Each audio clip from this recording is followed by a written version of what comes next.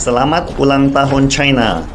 Halo teman-teman, selamat Hari Kesaktian Pancasila tanggal 1 Oktober 2022. Hari ini juga hari peringatan 73 tahun berdirinya New China, alias Hari Kemerdekaan China. Saya akan sekilas berbagi 2 dekade pembangunan pesat China, sekalian mengucapkan selamat ulang tahun China. Ini adalah perspektif pribadi saya selama 20 tahun tentang perkembangan dan kehidupan saya di sini. Selama 30 tahun terakhir, saya telah berada di luar negeri, termasuk bepergian bolak-balik antara Amerika Serikat, Eropa, ASEAN, Taiwan, Hong Kong, dan China. Oleh karena itu, ada banyak peluang untuk merefleksikan China dari perspektif dunia. Pada saat yang sama, saya juga dapat melihat dunia dari perspektif hidup di China selama 20 tahun. Dalam 10 tahun terakhir, setiap kali perjalanan ke kota-kota di China, selalu ada sesuatu yang baru dan tak terlupakan. Misalnya, salah satu kesan terdalam tahun 2011 ketika saya naik kereta High Speed Railway Shanghai-Beijing pertama kalinya dengan kecepatan 300 km per jam. Saya tiba-tiba merasa bahwa saya sangat ketinggalan zaman dan telah ditinggalkan oleh perkembangan pesat China. Berhubung ini adalah pertama kalinya saya naik kereta cepat, dan itu masih sangat segar dan mengasyikkan sampai hari ini.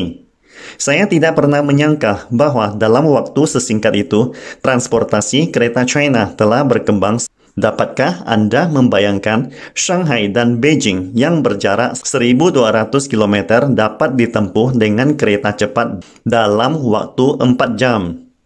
Bahkan penerbangan melalui pesawat terbang masih memakan waktu 1 jam lebih. Bila ditambah bea cukai dan sebagainya, setidaknya memakan waktu total 2 jam lebih. Dalam 10 tahun terakhir, saya sering bepergian di China, dan saya tidak hanya melihat satu tempat, tetapi hampir seluruh China.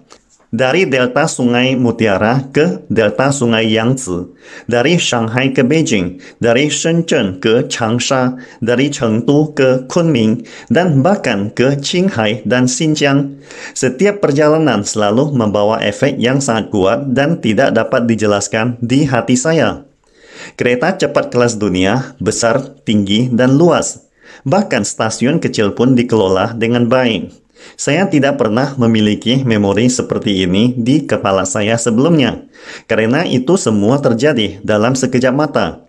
Saya masih ingat pada tahun 2000, banyak delegasi China pergi ke Jepang, Jerman, Inggris, Prancis, dan Belanda untuk mempelajari pengalaman pembangunan jalan raya transportasi mereka. Tetapi, tahukah Anda apa yang terjadi di China selama 10 tahun terakhir?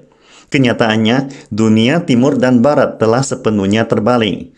Kualitas dan pengelolaan jalan tol dan kereta cepat China sudah tidak perlu dibandingkan dengan Eropa dan Amerika Serikat. Karena negara-negara barat telah merasa malu sendirinya. Setiap kali saya duduk di kereta cepat dan melihat keluar jendela ke pemandangan danau, gunung, dan ladang, saya akan menatap keluar dengan linglung dan menikmatinya dalam ingatan saya. Sebaliknya, bepergian di China 20 tahun yang lalu selalu membuat saya lelah dan tidak enak. Saya percaya banyak orang pasti memiliki pengalaman serupa. Pada saat bersamaan, yang juga membuat saya terkesan adalah kebersihan jalanan yang tidak terduga, baik itu kota besar maupun kota kecil dan menengah China. Ini benar-benar berbeda dari ingatan masa laluku. Di masa lalu, ketika kita berbicara tentang lingkungan perkotaan di China, dapat disimpulkan dengan 3 kata, kotor, jorok, dan berantakan. Karena saat itu banyak warga China tidak memiliki kesadaran untuk lingkungan hidup yang baik, seperti meludah sembarangan. Namun ini benar-benar berbeda sekarang. Setiap kali saya pergi ke suatu tempat, saya suka berjalan-jalan di gang-gang kecil setiap kali saya punya waktu. Karena pengelolaan lingkungan gang-gang kecil ini dapat mencerminkan semangat batin sebuah kota atau negara. Meskipun saya juga melihat banyak tempat dengan pengelolaan lingkungan yang sangat buruk, namun secara keseluruhan jalan dan gang-gang di setiap kota China mayoritas sangatlah bersih dan tertata dengan baik. Saya kira ini adalah manifestasi eksternal yang mencerminkan kualitas peradaban internal dan tingkat manajemen negeri Panda. Hal lain yang paling saya rasakan adalah kemudahan memanggil taksi online dan pembayaran seluler. Pasti banyak teman-teman yang pernah ke China dan punya pengalaman tinggal atau jalan-jalan di luar negeri, merasa susah dan tidak nyaman untuk keluar dan naik taksi. Boleh dikatakan naik taksi di China sangatlah nyaman, meskipun sebagian negara juga memiliki layanan angkutan online Uber, tetapi tidak senyaman China, terutama di kota-kota besar di Eropa dan Amerika Serikat. Saat ini, sebagian besar negara Eropa memanggil taksi harus pergi ke pinggir jalan atau mengantri di pintu masuk pusat perbelanjaan. Pada dasarnya, itu adalah pengalaman yang membuat kita frustrasi. Bahkan di kota bisnis internasional seperti Hong Kong masih cukup terbelakang. Saya masih ingat pada tahun 2010 ketika melihat orang-orang memakai ponsel scan QR code untuk membayar. Saya tidak tahu mengapa tiba-tiba saya merasa seperti manusia purba yang hidup di zaman modern. Sekarang semuanya telah berbeda. Panggilan mobil otonom online, pembayaran seluler, dan pembayaran pemindaian wajah semuanya cukup menyenangkan di sini. Hal-hal di atas adalah hal-hal yang paling akrab bagi kehidupan semua orang di China. Inilah sebabnya mengapa kadang kita mati rasa. Mungkin tidak dapat dengan jelas merasakan perubahan dan kemajuan zaman bagi yang hidup di dalamnya. Tetapi banyak teman asing melihat segala sesuatu di China sangatlah baru dan menarik.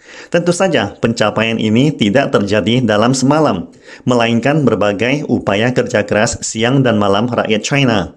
Saya sangat berharap masyarakat Indonesia juga dapat belajar dan menikmati kehidupan sejahtera seperti mayoritas orang China di sini. Semoga setiap warga Indonesia, tidak peduli wilayah, latar belakang, jenis kelamin, ataupun kelas apapun, dapat memiliki kesempatan untuk menikmati kehidupan dan status sosial mereka. Saya juga selalu berharap seperti yang sering saya tekankan, salam Indonesia maju. Konotasi terpentingnya adalah rajin belajar, bekerja keras, saling menghormati, dan memperlakukan sesama warga Indonesia dengan baik. Jadi, pada kesempatan ini, sekali lagi saya ucapkan selamat Hari Kesaktian Pancasila dan selamat Ulta China. Salam Indonesia Maju!